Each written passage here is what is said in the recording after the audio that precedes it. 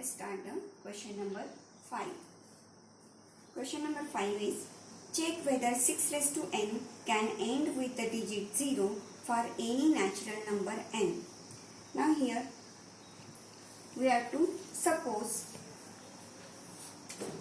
that 6 raised to n ends with the digit 0.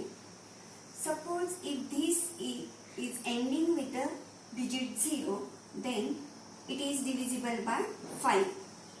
So first we have to consider that 6 raised to n is end with 0, the digit 0.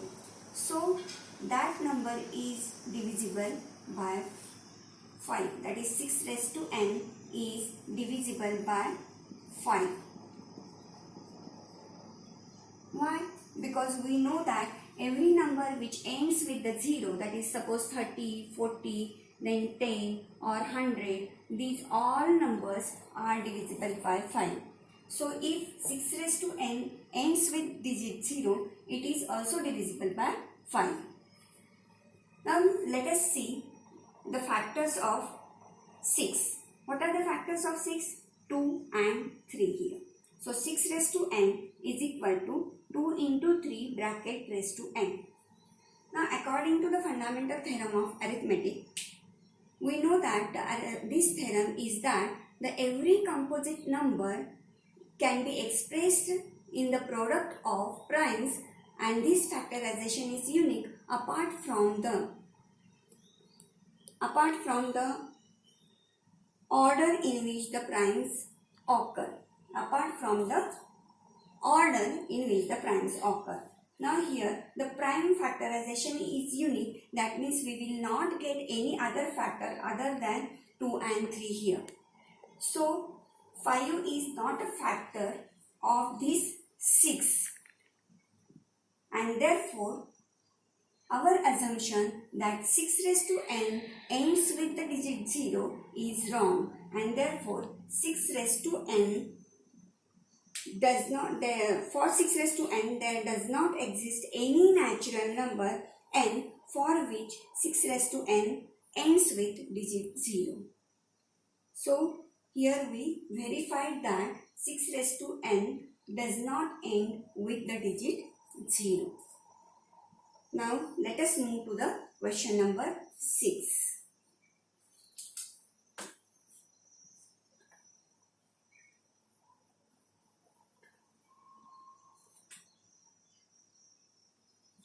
Now here question number 6 is, explain why 7 into 11 into 13 plus 13 and 7 into 6 into 5 into 4 into 3 into 2 into 1 plus 5 are composite numbers. Now here write down these two numbers first and factorize it or group the factors properly. The first number given that 7 into 11 into 13 plus 13. Now this we can write by taking 13 common outside the bracket, and we can write in the bracket as 7 into 11 plus 1, because we have taken 13 outside the bracket. As in this there are two terms, that is 7 into 11 into 13 is the first term and 13 is the another term. From these two terms we can take 13 common outside the bracket, and in bracket we will get 7 into 11 plus 1. So this we can write 13 in bracket 77 plus 1, that is 13 into 78.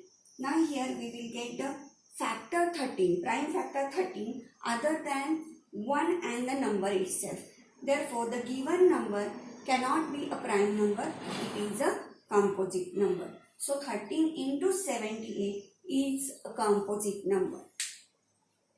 Now next number given that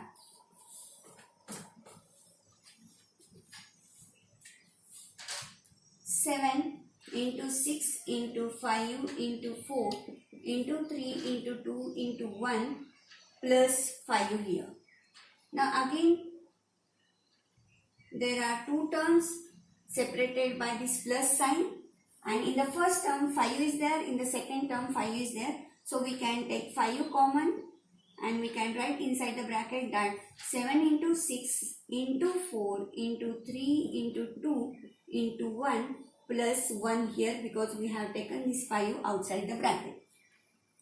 Now here we can write 5 into, now here the multiplication is 1008 plus this 1.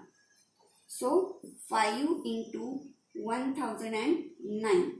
Again here we can say that there is a prime factor 5 which is other than 1 and the number itself.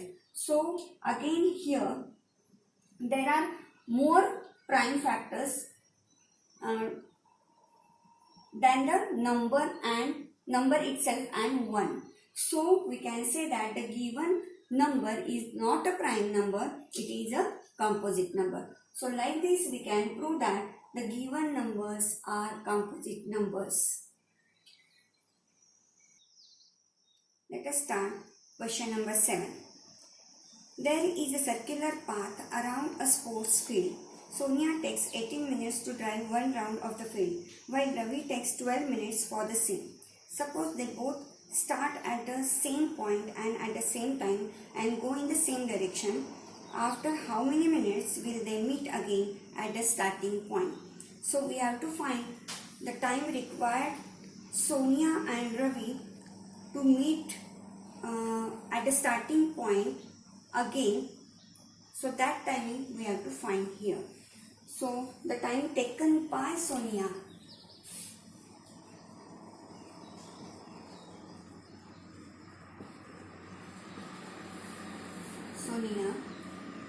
to cover one round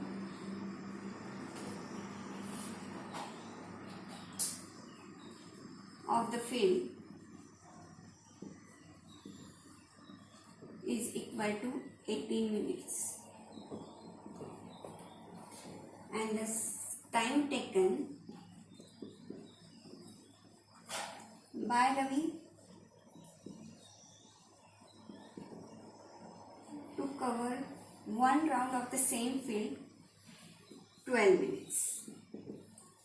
That means if this is the starting point, after any 18 minutes Sonia comes back to the starting point again, completing the first round, and Ravi completed this one round in 12 minutes. So we have to find the LCM of these two numbers. The LCM of these two numbers gives the exact number of minutes required them to cover this or to arrive at the starting point.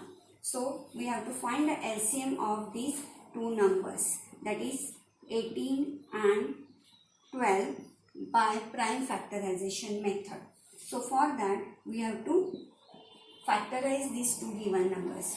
So factorize 18 first, then 2 into 9, that is equal to 2 into 3 into 3, that is equal to 2 raised to 1 into 3 raised to 2, and the factors of 12 is equal to 2 into 6, that is equal to 2 into 2 into 3, that is 2 raised to 2 into 3 raised to 1. Now find the LCM. We know that LCM of given two numbers is the product of the greatest power of each prime factor. So how many prime factors are here? Here two prime factors, that is 2 and 3. So write down these two prime factors and write their greatest power, that is 2 raised to 1, and the greatest power of 2 is 2 here, and the greatest power of 3 is 2 here. Here 2 and here 1, so greatest power is 2. So write down these numbers, then 4 into 9, that is equal to 36. So LCM of these two numbers is 36. So Sonia would arrive at the starting point after two rounds, that is in 36 minutes, and Ravi would arrive at the starting point after 3 rounds in 36 minutes. So the time required or time they require to meet the starting point again is 36 minutes.